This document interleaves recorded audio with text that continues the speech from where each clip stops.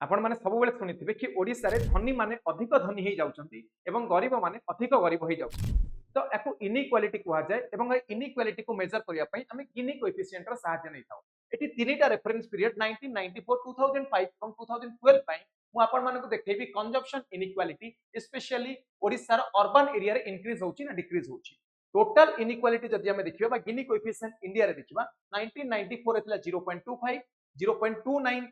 2005 रे 0.28 है 2012 सो जदि हमें देखिबा एटी ग्रेजुअली इंक्रीज होउची देन डिक्रीज रूरल एरिया रे 0.22 0.27 0.24 अर्थात इंक्रीज हला अगेन डिक्रीज हला बट यदि गिनी कोएफिशिएंट में अर्बन एरिया रे देखिबा ये इंक्रीज हला 0.29 रो 0.34 0.34 रो 0.35 एई रेफरेंस पीरियड रे 1994 रो 2005 एवं 2005 रो 2012 पे सो गिनी कोएफिशिएंट मार्जिनली इंक्रीज हेची ओडिसा रे स्पेशली अर्बन इंडिया